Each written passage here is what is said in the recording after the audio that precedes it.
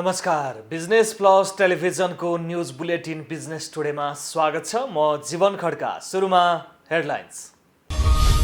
ऊर्जा सचिव स्तरीय बैठकमा भारतले एजेन्डा उठाए पनि नेपाल आफ्ना एजेन्डा उठाउन भने असफल। नेपालको बिजुली निर्यातका विषयमा कुनै ठोस पहल र निर्णय हुनै सकेन।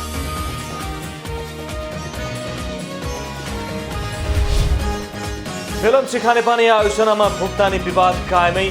ठेकेदार, कामदार र सप्लायर्सलाई 1,35 करोड भुक्तान गर्न बाँकी। मन्त्रालयद्वारा आलटाल गरिएको पीडित पक्षको भनाइ। बिस्तारै लयमा फर्कदै देशको अर्थतन्त्र। चालु आर्थिक वर्षको पहिलो 5 महिनामा आयात सामान्य घटेको भन्सार विभागको तथ्याङ्क। निर्यातमा भने कोरोनाको असर देखिएन। खोटाङको साकेलामा मुन्धुम पदमार्ग निर्माणको शिलान्यास। पदमार्ग निर्माणमा साकेला गाउँपालिका र स्विस सरकारको संयुक्त सहकार्य। पर्यटकीय स्थल टेम्के डाँडालाई लक्षित गरी पदमार्ग निर्माण हुने। र साताको पहिलो कारोबार दिन आइतबार नेप्सेमा 96.88 अङ्कको गिरावट। कारोबारमा आएका 12वटै उपसमूह राताम्य। 198 कम्पनीको 8 अर्ब भन्दा बढीको कारोबार।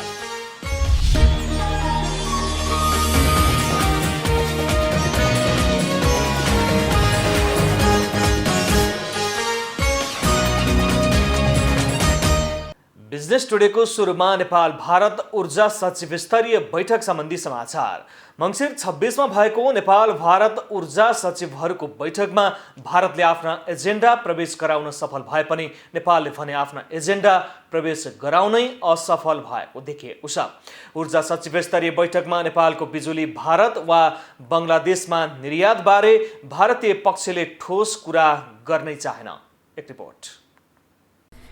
गत साता सम्पन्न नेपाल भारत ऊर्जा सचिव स्तरीय जोइन्ट स्टेयरिङ कमिटिको बैठकले नेपालको प्राथमिकतालाई सम्बोधन नै गर्न सकेन। नेपालको प्राथमिकतामा ऊर्जा व्यापारका विषयका हिसाबले बैठकलाई उपलब्धिमूलक भन्न सकिन्न। मङ्सिर 26 गते दुवै देशका ऊर्जा सचिवहरूका बीच भर्चुअल माध्यमबाट सम्पन्न बैठकमा भारतीय पक्ष बैठकमा आफ्ना एजेन्डा प्रवेश गराउन सफल भएका भए पनि नेपाली पक्ष आफ्ना प्राथमिकतालाई भने प्रवेश गराउन असफल भएको देखियो। नेपालले वर्षायाममा उत्पादन भएको विद्युत खेर फालिरहेको वर्तमान अवस्थालाई दृष्टिगत गर्दै आगामी वर्षायामको विद्युत भारतमा निकासी गराउनका लागि नेपाली टोलीले भारतीय पक्षलाई कन्भिन्स गराउने अपेक्षा गरिएको थियो। यो बाहेक पनि भारतले यसमा अनिच्छा जाहेर गरे भारतीय बाटो सो विद्युत बङ्गलादेश पठाउने विषयमा भारतीय पक्षलाई सहमत गराउन सक्छ भन्ने अपेक्षा राखिएको भए पनि त्यसतर्फ केही हुनै सकेन। यथार्थमा ऊर्जा सचिव स्तरीय बैठकमा नेपालको बिजुली भारत वा बङ्गलादेशमा निर्यातबारे भारतीय पक्षले ठोस कुरा गर्ने चाहेन। अप्ठ्यारो परेको बेला महँगो दरमा भारतबाट ऊर्जा खरिद गरिरहेको नेपालले बढी भएको उत्पादन भारतले खरिद गरिदियोस् वा बङ्गलादेश निर्यातका लागि बाटो दियोस् भन्नुलाई अन्यथा मान्नै सकिन्न। तर सम्पन्न भएको सचिव स्तरीय बैठकमा भारतीय अधिकारीहरू यसबारे बोल्ने चाहेनन्। यति मात्रै होइन, यसअघि दुवै पक्षबीच समझदारी भइसकेका विषयमा समेत भारतीय पक्षले कुरा गर्न चाहेन। भारतले बैठकमा देखाएको बेहोराले विद्युत निर्यात गर्ने नेपाली सपना नै चकनाचुर भएको छ। नेपाल सरकारले भारतसँग विद्युत व्यापार गर्नका लागि सहमति दिइसकेको डे टु डे मार्केटका विषयमा समेत यति बेला भारत मौन देखिएको र नेपालले राखेको हरेक 15-15 मिनटमा विद्युत आयात वा निर्यात गर्न सक्ने गरी टर्म अ हेड मार्केटको प्रस्तावमा समेत भारतले चासो दिएको पाइएको छैन। यस्तै नेपालले यसअघि नै भन्दै आएको वर्षातमा निर्यात गर्ने र हिउँदमा आवश्यक पर्दा त्यही विद्युत आयात गर्ने गरी इनर्जी बैंकिङको अवधारणामा पनि सचिव स्तरीय बैठकमा कुनै छलफल भएन। भारतले आफ्नो अनुकूल आएका एजेन्डामा तत्कालै सहमति जनाएको बैठकमै सहभागी एक सदस्यले बताएका छन्। नेपालले टनकपुरबाट वार्षिक रूपमा निशुल्क पाउने 7 करोड युनिट विद्युतलाई वर्षातको 2 महिना छाडेर अन्य समयमा आयात गर्ने नयाँ तालिकामा भने भारतले सहमति दिएको छ। यो सहमतिका आधारमा नेपालले टनकपुरबाट 10 महिनामा मासिक 70 लाख युनिटका दरले विद्युत आयात गर्नेछ। नेपालमा अधिकांश विद्युत आयोजनाहरू रन अफ रिभर प्रकृतिका भएकै कारण वर्षामा उत्पादित बिजुली बढी भएर खेर जाने र वर्षामा नपुगेर आयातबाट आन्तरिक माग धान्नुपर्ने अवस्था छ। जलसाययुक्त आयोजना निर्माणका परियोजनाहरू अघि बढेमा हिउँदमा पनि आन्तरिक माग धान्ने क्षमता बढ्नेछ। तर हालका लागि नेपालले वर्षायाममा खेर जाने विद्युत छिमेकी मुलुकलाई बेच्न पाउने बाटो खोजिरहेको छ, जसका लागि भारतको सहमति आवश्यक हुन्छ। मेलम्ची खानेपानी आयोजनामा भएको भुक्तानी विवादकै कारण मेलम्चीमा थप समस्या उत्पन्न हुने भएको छ। इटालियन ठेकेदार कम्पनी सीएमसीले काममा लगाएका स्थानीय ठेकेदार, कामदार तथा सप्लायर्सलाई भुक्तानी गर्नुपर्ने 1 अर्ब 35 करोड रकम भुक्तानी गर्न बाँकी रहेको छ। सो रकम नपाएको भन्दै स्थानीय ठेकेदार, कामदार तथा सप्लायर्स कम्पनीले कडा आन्दोलनको चेतावनी दिएका छन्। 2 सातादेखि उनीहरू शान्तिपूर्ण रूपमा आन्दोलनमा रहेका छन्। उनीहरूको यही विरोधले आयोजना निर्माणको काममा असर पुग्ने भएको छ। मेलम्ची खानेपानी आयोजना निर्माणको जिम्मेवारी पाएको इटालियन ठेकेदार कम्पनी सीएमसीसँग आयोजनाको ठेक्का सम्झौता खारेजी भएको र सीएमसीले भुक्तानी गर्न बाँकी रहेको रकमको भुक्तानी अझै बाँकी रहेको छ। सीएमसीले आफूले भुक्तान गर्न बाँकी रहेको करिब 1 अर्ब 35 करोड रकमको विवरण खानेपानी मन्त्रालयलाई बुझाइसकेको छ। तर मन्त्रालयले सो रकमको भुक्तानी गर्न आलटाल गरेका कारण पीडित पक्ष आन्दोलनमा उत्रिएको हो। खानेपानी मन्त्रालयले भने भुक्तानी दाबी बढाइ चढाइ गरिएकोले ठेकेदार, कामदार तथा सप्लायर्सलाई भुक्तानी गर्न ढिलाइ गरिएको बताएको छ। लगानीकर्ताहरूले ब्रोकर कमिसन घटाउनु पर्ने भन्दै पटक पटक ताकेता गर्दा पनि धितोपत्र बोर्ड 7ले कुनै सुनवाई नगरिरहेका बेला अर्थमन्त्री विष्णु पौडेलले ब्रोकर कमिसन घटाउन ठाडो निर्देशन दिएका छन्। अर्थमन्त्री पौडेलले पुँजी बजारको विभिन्न पक्षहरूलाई ध्यानमा राख्दै तुरुन्तै ब्रोकर कमिसन घटाउने तयारी गर्न र कार्यान्वयनमा लैजान निर्देशन दिएका हुन्। पुँजी बजार विस्तार भइरहेका बेला देखिएका समस्याहरूको समाधान गर्न ढिला गर्न नहुने भन्दै सरकारवाला निकायलाई यसमा एक्टिभ भएर लाग्न निर्देशन दिएका हुन्। यसका लागि प्रचलित ऐन नियममा सुधार गर्नुपर्ने भए त्यसको समेत तयारी गर्न निर्देशन दिएका हुन्। बिजनेस टुडेमा पालो भएको छ ब्रेकको।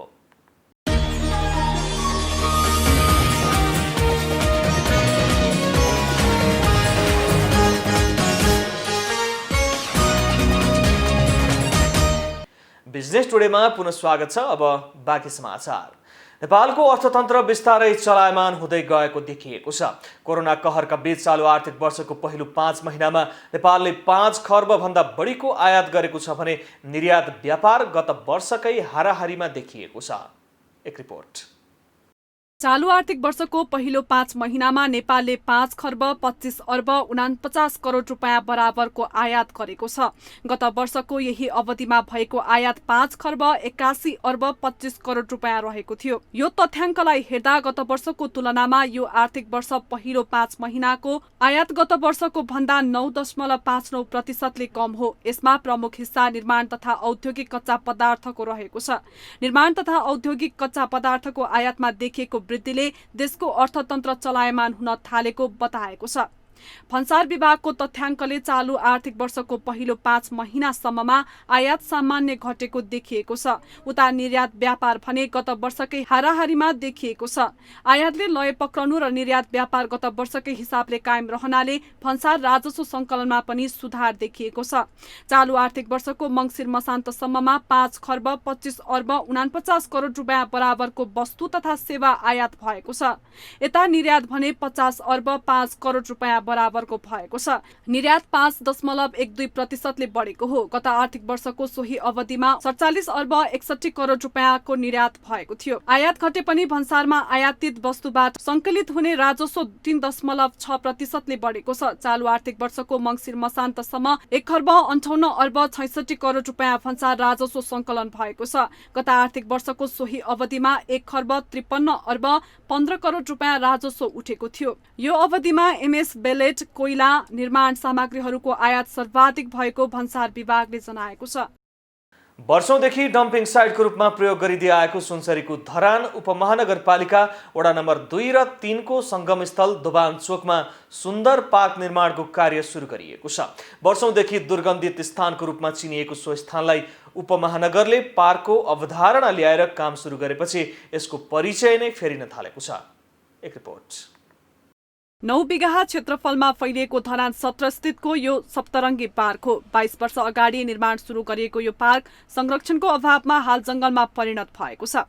यो पार्क धरान उपमहानगरपालिकाको गौरवको योजना मध्ये एक हो। 2055 सालमा पार्क निर्माणको लागि काठमाडौँको बीडीआर निर्माण कम्पनीलाई नगरपालिकाले 5 करोडको लागतमा ठेक्का दिएको थियो। करिब 3 करोड खर्च भइसकेको पार्कमा केही संरचनाहरू समेत बनेका छन्, तर संरक्षणको अभावमा बनेका संरचनाहरू पनि दिनानुदिन जीर्ण बन्दै गइरहेका छन्। लथालिङ्ग भएको यो पार्कको डिपिआर भने अब बन्न लागेको उपमहानगरपालिकाले जनाएको छ।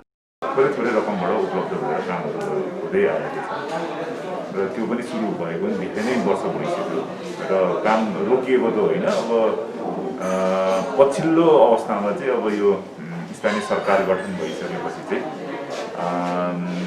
नगरपालिकाले यसरी पाटपाटमा त्यहाँ काम गर्ने भन्दा पनि एउटा दीर्घकालीन रूपबाट यसको चाहिँ एकैचोटि भनौँ न एउटै प्याकेजमा एउटा निश्चित मापदण्ड बनाएर चाहिँ त्यसलाई परिचालनमा ल्याउने र त्यसको युजमा ल्याउने हिसाबले चाहिँ कुराकानी अगाडि बढाएको हो र त्यही अनुरूप अहिले त्यसको डिपिआर बनाउने क्रम रहेको छ। पार्कमा स्मारक पार्क, बाल उद्यान, वनभोजन स्थल, विभिन्न खेलकुदका गतिविधि गर्ने स्थलको रूपमा महत्त्वकांक्षी योजना अगाडि सारिएको छ। तर डिपिआर बिना नै निर्माण कार्य अगाडि बढाउँदा अन्यल सृजना भएको वडा कार्यालयको भनाइ छ। यो पहिला यसको पर्यटनका हिसाबले चाहिँ नि के बन्न पर्ने, कस्तो चाहिँ नि संरचना बन्दाखेरि चाहिँ यहाँका पूर्वका सबै चाहिँ नि महानुभावहरूलाई चाहिँ नि सप्तरङ्गी पार्कमा ल्याउन सकिन्छ, समयअनुसार प्रयोग गर्न सकिन्छ भन्ने हिसाबले भन्दा पनि हिजो चाहिँ नि सङ्घीय सरकारले के बनाइदिने, नगर सरकारले के बनाउने, प्रदेश सरकारले के बनाउने, कसलाई जे मलाई त्यही बनाउने खालको डिपिआर भयो। कम्तीमा चाहिँ नि हामीले भन्ने क्षेत्रलाई चाहिँ नि 25 वर्ष लिजमा दिँदा हो त यो कुरा बनाऊ, 30 वर्ष पछाडि उसले सञ्चालन गरेर हामीले हेर्नु गर्दाखेरि त यो कुरा बनाऊ भन्ने विश्वास पाइनु पर्यो, त्यो थिएन, त्यो चाहिँ यसपालि चाहिँ बनाएको। निर्माणाधीन पार्कको वरिपरि घेराबार लगाइए पनि संरक्षणको अभावमा पार्क झाडी जंगल बन्न पुगेको छ। पार्क परिसरमा निर्माण गरिएका संरचना लथालिङ्ग अवस्थामा देखिन सकिन्छ। गौरवका योजनामा परेका पार्क निर्माणमा सम्बन्धित पक्षले गम्भीरता नदेखाउँदा छनकुरुप बनेको स्थानीयको गुनासो छ। पार्कभित्र खेलकुदको कता रहन्छ, चिल्ड्रनहरूको कता रहन्छ, रुख बिरुवाहरू कता हुन्छन्, फुल बगैँचा कता हुन्छन् भन्ने खालको डिजाइन पनि भइ नसकेको र त्यहाँभित्र थुप्रैका स्मृति पार्कहरू पनि रहने कुरा समावेश भएकोले गर्दा त्यो अहिले अलिक लथालिङ्ग अवस्थामा छ। निर्वाचनको समयमा विभिन्न राजनैतिक दलहरूले पार्क निर्माण सम्पन्न गर्ने तथा सुन्दर शहर निर्माण गर्ने बाचा गरे पनि पार्कको अवस्था पनि झन बिग्रदै गएको छ। यसबाट उपमहानगरको करोडौं रकम बालुवामा पानी हाले सरह भएको छ। अब भने यसलाई राजनीतिक एजेन्डा भन्दा पनि धरानको विकासको रूपमा अगाडि सार्दै रमणीय पार्क रूपमा निर्माण गर्न सके उपमहानगरको आर्थिक वृद्धिमा समेत टेवा पुग्ने निश्चित देखिन्छ। सुनसरी सहकर्मी वसन्त बान्तवाको सहयोगमा जिल्ला ब्युरोको रिपोर्ट। खोटाङको साखेला गाउँपालिका स्थित तावा भन्ज्याङबाट चखेवासम्मको मुन्धुम पदमार्ग निर्माण कार्य सुरु भएको छ। प्रदेश नम्बर 1 सरकार, साखेला गाउँपालिका र स्विस सरकार विकास नियोगको संयुक्त सहकार्यमा पदमार्गको शिलान्यास भइसकेको छ। खोटाङ र भोजपुरको सिमानामा पर्ने पर्यटकीय स्थल टेम्के डाँडालाई लक्षित गरी पदमार्ग निर्माण गर्न लागि हो। एक रिपोर्ट। खोटाङको साकेला गाउँपालिका स्थित तावा भन्ज्याङदेखि चखेवा भन्ज्याङसँग पुग्ने 10 किलोमिटरको मन्धुम पदमार्ग निर्माण कार्य सुरु भएको छ। खोटाङ र भोजपुर 2 जिल्लाको सिमानामा पर्ने पर्यटकीय स्थल टेम्के डाँडाबाट दृश्य अवलोकन गर्न मिल्ने गरी पदमार्ग निर्माण गर्न सुरु गरिएको हो। आन्तरिक तथा बाह्य पर्यटकहरूको घुइँचो लागिरहने टेम्के डाँडाको पर्यटन प्रवर्धन गर्न साकेला गाउँपालिकाको 30%, प्रदेश सरकारको 35% र स्विस सरकारको 35% लगानीमा मार्ग बन्ने भएको हो। साकेला गाउँपालिकाको 29,65,000, प्रदेश सरकारको 34,59,000 र स्विस सरकार विकास सहयोगबाट 34,59,000 गरी यस वर्ष 98,85,000 को लागतमा 10 किलोमिटर लामो मन्धुम पदमार्ग निर्माण हुनेछ। प्रतिनिधि सभा सदस्य रामकुमार राई पासाङले शिलान्यास गर्नुभएको पदमार्ग प्रदेश नम्बर 1 मा रहेका पदमार्गहरू मध्ये सबैभन्दा उत्कृष्ट रहने बताइएको छ। नेपालका 100 गन्तव्य मध्ये नेपाल सरकारको पहिलो प्राथमिकतामा रहेकाले खोटाङ र भोजपुरले राम्रो आम्दानी लिन सक्ने विश्वास गरिएको छ। यो असाध्यै चाहिँ अब महत्त्वपूर्ण छ। मैले तपाईहरुलाई बुझाउन खोजेको के हो भने हामीलाई यो मुद्दुम ट्रेनले विशेष गरेर यो खोटाङ भोजपुरको क्षेत्रलाई धेरै आर्थिक हिसाबले हरेक हिसाबले चाहिँ अब हामी सही ढंगले सदुपयोग गर्यौं भने यसले हाम्रो आर्थिक उन्नति गर्नेछ। त्रिपक्षीय सम्झौताबाट अघि बढेको पदमार्गले किराँती संस्कृतिको प्रवर्धन गर्न मद्दत पुग्ने समेत विश्वास गरिएको छ। यस वर्ष पदमार्गको चौडाई बढाइने, सुक्खा ढुङ्गाको सिन्डी लगाउने, सोलिङ गर्ने लगायतका आधारभूत कार्यहरू हुने स्विस सरकार विकास सहयोग कार्यक्रमले जनाएको छ। जुन आज हामी शिलान्यास गर्दैछौँ यो पदमार्ग निर्माणको लागि स्विस सरकार, प्रदेश सरकार र स्थानीय सरकारको संयुक्त लागत सहभागितामा सम्पन्न गर्न लागि हामी अहिले तेस्रो पालिकामा आएर यो कार्यक्रम गर्दैछौँ। जबकि टेम्के, मयौं र भोजपुरको सकिसक्यो भने यो तेस्रो चरणमा लागेका छौँ। गाउँपालिकाले पटक पटक प्रदेश सरकार र स्विस सरकार विकास नियोगलाई अनुरोध गरेपछि आयोजना सञ्चालनमा आएको गाउँपालिकाले जनाएको छ। पछिल्लो चरणमा प्रदेश सरकार र चाहिँ स्विस सरकारको समन्वयमा यो कार्यक्रम अगाडि बढाउने, त्यसको चाहिँ लागतको हिसाबले स्विस सरकारको आर्थिक तथा प्राविधिक सहयोग रहने र प्रदेश र चाहिँ गाउँपालिकाको सम्बन्धित गाउँपालिका नगरपालिकाहरूको चाहिँ सहकार्यमा अथवा साझेदारीमा यो कार्यक्रमलाई चाहिँ अगाडि बढाउने भन्ने खालको जो प्रदेश सरकार र स्विस सरकार बीचको एक खालको चाहिँ समझदारी बन्यो। पर्यटन प्रवर्धनको नाममा मौलिकता र पर्यावरणलाई भने ध्यानमा राख्नु आवश्यक छ। साथै होमस्टे निर्माण, पुराना ऐतिहासिक, सांस्कृतिक र मौलिकतालाई पनि ध्यान दिन जरुरी छ। खोटाङ सहकर्मी सीताराम राईको सहयोगमा जिल्ला ब्युरोको रिपोर्ट। बिजनेस टुडेमा पालो भएको छ ब्रेकको।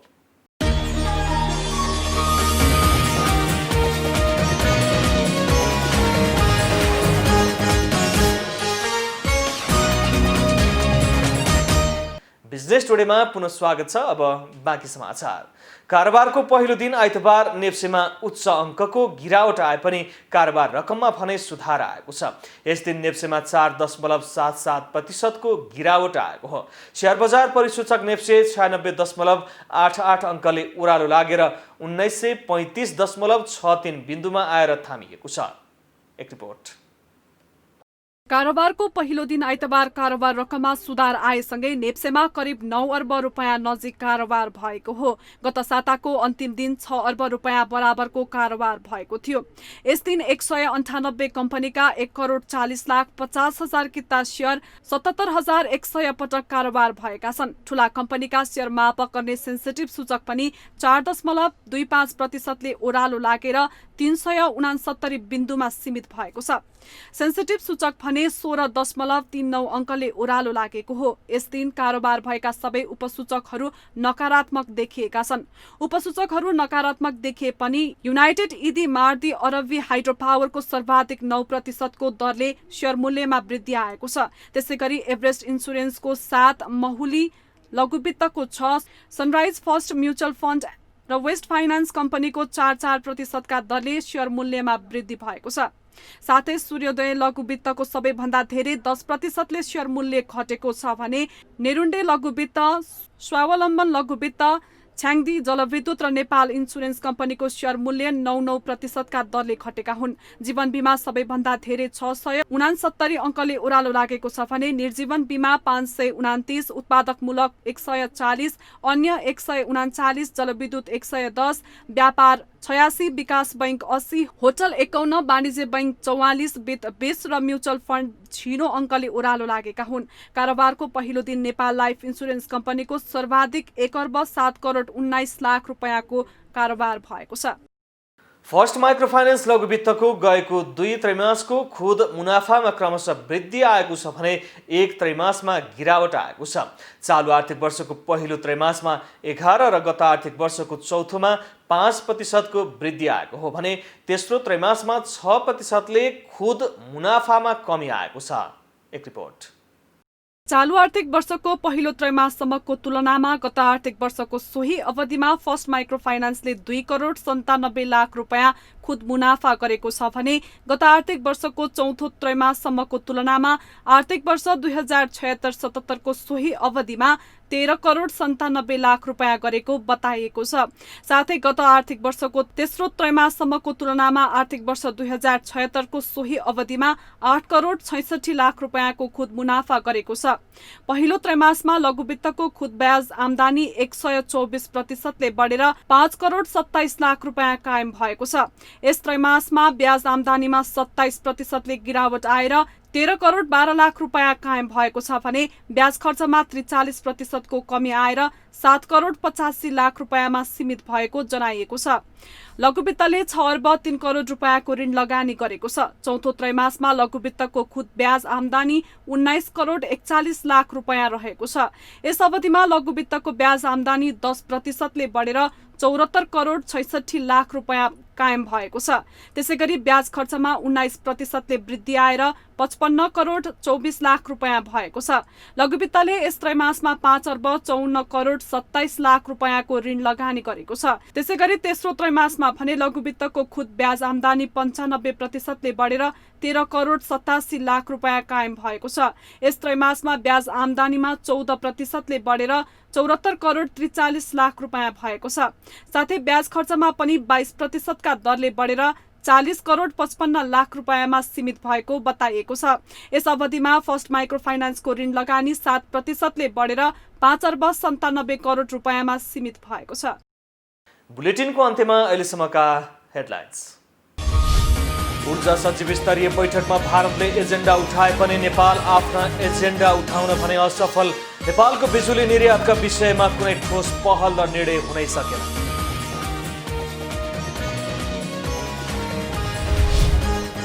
फिल्म सिखानेपानी आयोजनामा भुक्तानी विवाद कायमै।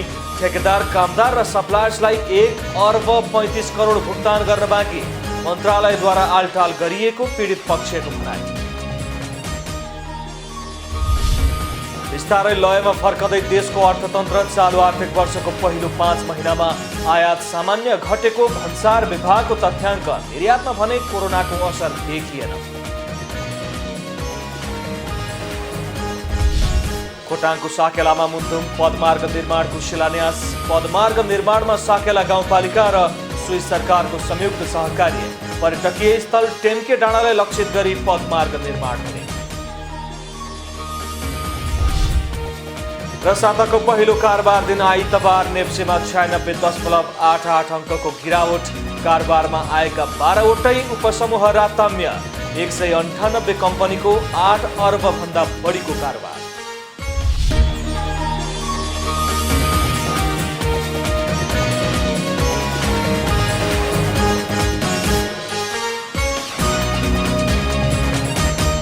बिजनेस टुडे अहिलेलाई यति नै। हेर्दै रहनुहोला बिजनेस प्लस टेलिभिजन।